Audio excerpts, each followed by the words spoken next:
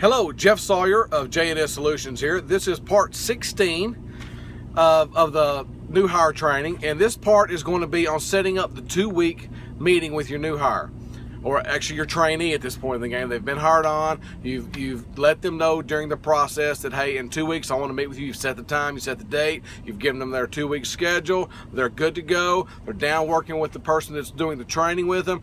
Now you want to find out how well your training program is working for this individual. This is about evaluating your training program and the individual.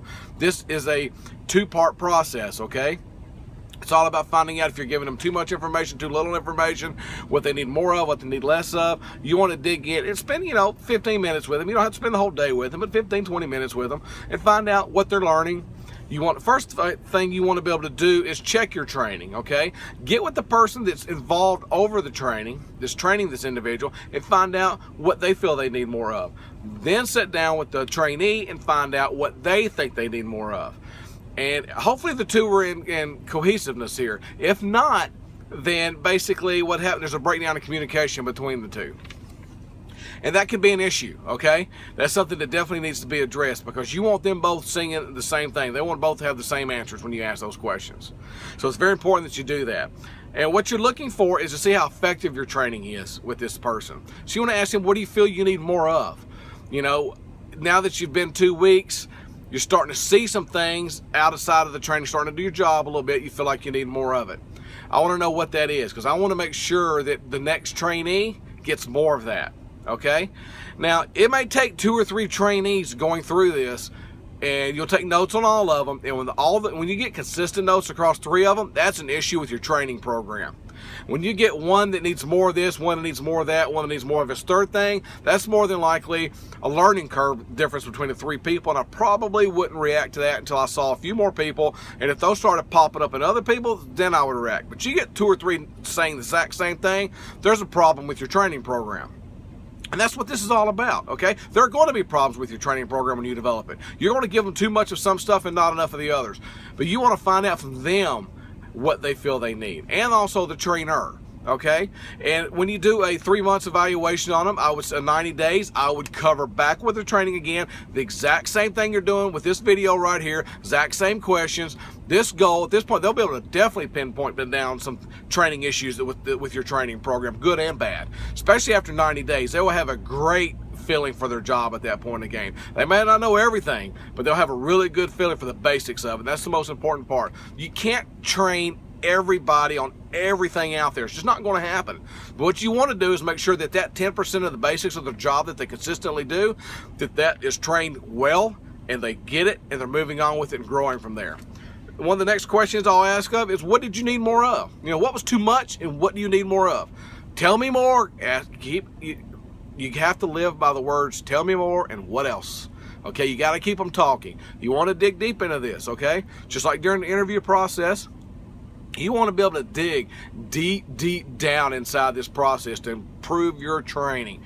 Remember, you've spent your time and energy and everything getting them hired correctly, getting the best person for the job. You don't want to shortcut your training. You have to have a training plan, a program written out, that this is what they have to have, this is what they don't need until a later date. Some stuff they will learn on the job training, okay? There's some of that. But there's some things they have to learn up front. And that's the stuff, that's the basics, that's the core elements of their job. They got to know that stuff hands down and be able to do it in their sleep, hopefully after 90 days. So that's kind of what you're evaluating here is with them. You're evaluating them and the training program. It's a twofold concept here, okay? And you want to walk with them, hey, I want you to work on this. You need to have a couple of goals for them to work on, so that every time you meet with somebody, they need to walk away with a couple of goals to work on. Now, it should be positive. The meeting should definitely be very positive. This should not be a critical meeting.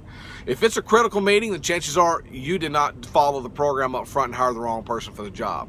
But if you've done everything to get the right personality for the right job, now that they're involved in their training, things should be going smoothly. So it's all about being able to get that goal down, okay, and get them the information they need to get their job done, and be able to find out what we need to tweak on our training process. Okay, so, and the whole purpose of this is strictly to get them trained well and to improve your very next hire. because you're always looking to replace the bottom 10%. Once you get a great staff in place and your 10% is at a 30 right now, you know, when you're looking at a new hire wanting to be 90, 95 or above, far-wise is the level of work that they're providing for you.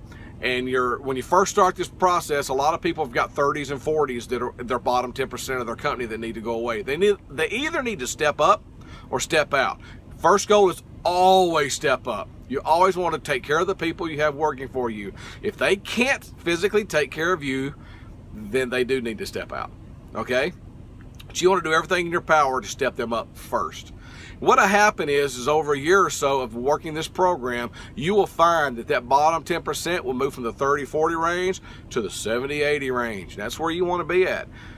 You know, you can either keep them or let them go. Either way, they're not hurting the productivity of your company. But there's always going to be somebody at the bottom. Right now, if I was to ask you the question, who's the worst person you've got working for you, a name just hit your head.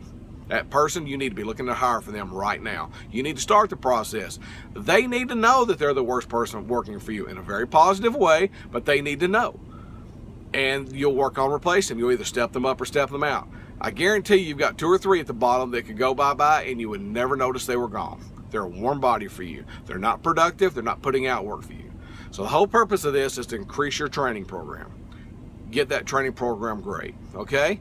If you have any questions, please leave comments below, or the best way to reach me is to email me at jsawyersolutions@gmail.com. Thanks, have a great day.